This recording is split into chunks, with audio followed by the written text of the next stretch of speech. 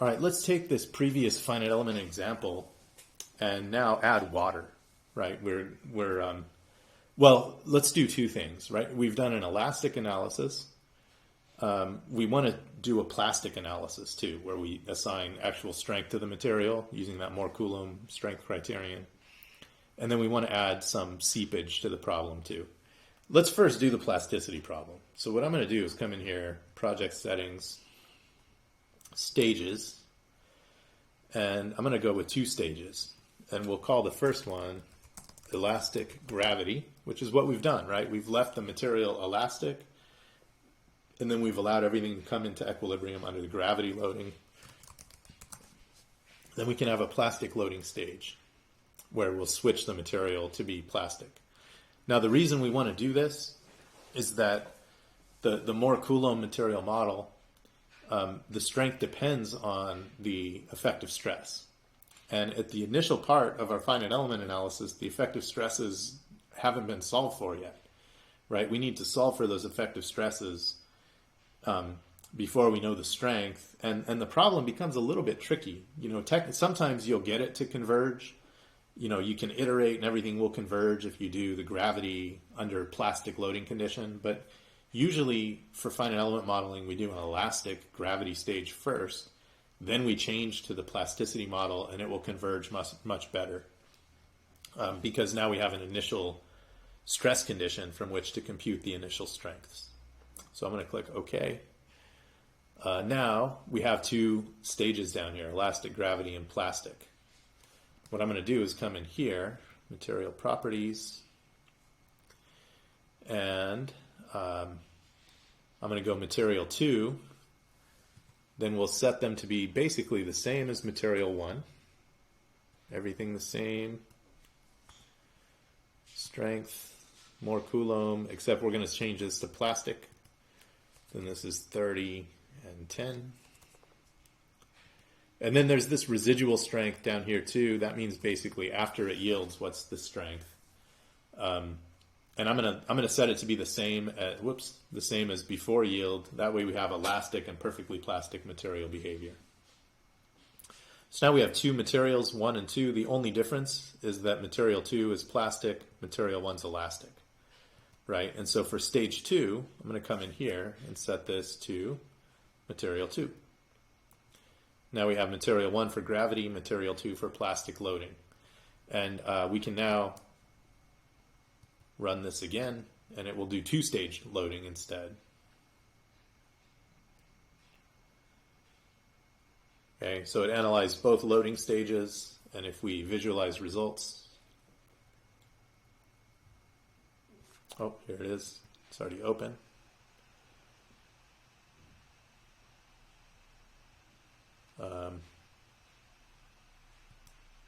Yeah, okay, it is working. Let's do vertical effective stress, sigma YY.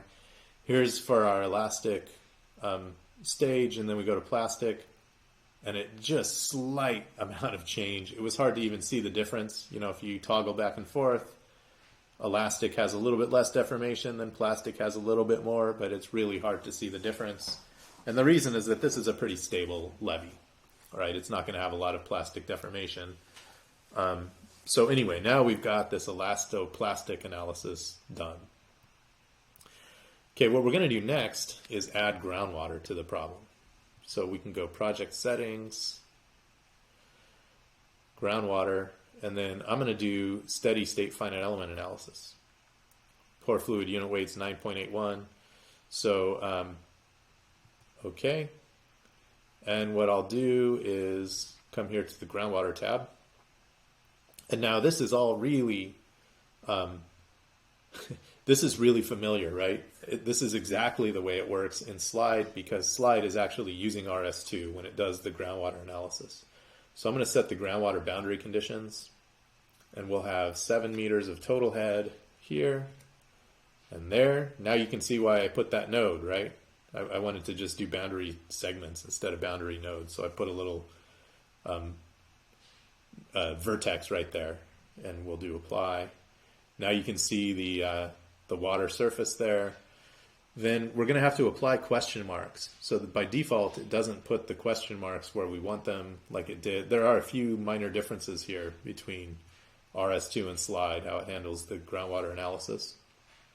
Then I'm going to do 4 meters of total head on the downstream side here. Apply, close. That was for plastic. And then for elastic, we can have the same, let's do the same thing, right?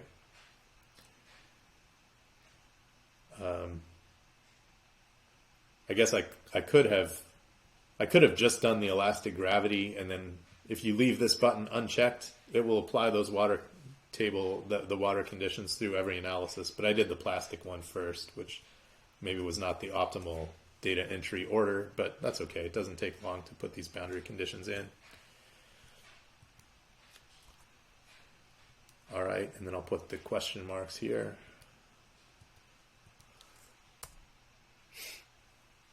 Okay, we're done, and you come to plastic, you got the same boundary conditions, just the material's different. It looks like we're ready to go, right? We've got this groundwater analysis, there's ponded water. Let's go back real quick and look at like the restraints tab. Okay, you can see that there's ponded water right here, right? Now this is where RS2 is a little bit different from slide. By default, in slide, if you saw this hatched water there, it was going to apply external loads. If you drew the water surface, it would apply external loads there to the slide analysis for you. RS2 does not do that. Even though you see the hatched region, you're not getting the total stress from that groundwater. So if I were to try and run this, let me just run it and show you. If you push this brown and orange compute button, it's going to do the groundwater analysis and the deformation analysis together. And I think this one should not converge. And the reason is that that we're getting water pressure from the finite element seepage analysis without corresponding loads to balance that out.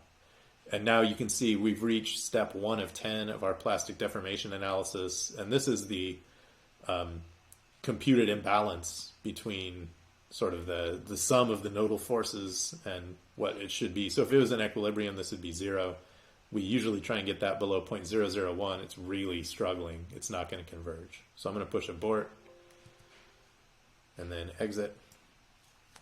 Okay, so what we can do now is come and introduce these distributed loads, add a uniform load, and I'm going to do, let's see, what is 9.81 times 3? It's like 29.42.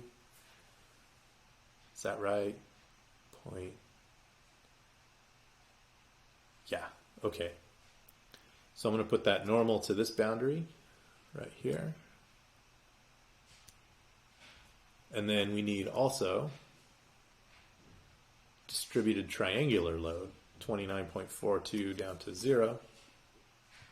We'll put it along this boundary right there up to that node. All right, so now if we zoom in here, we've got both the water pressure and the normal stresses. And let's just check the material properties again. Initial water condition, pore water pressure, 1 kPa. I think we want to do interpolated here. We'll do it for material 2 also, interpolated. And let's calculate now.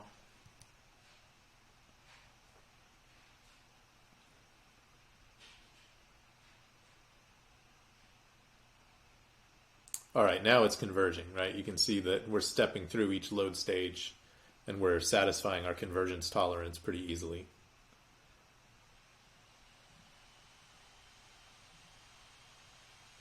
And it's done. So I guess it's doing the final stage. All right, so we're finished with the analysis and we can go and look at the results here. All right, so here's the interpreter. And here's our phreatic surface. Looks exactly like what it looked like from the slide problem when we solved it before.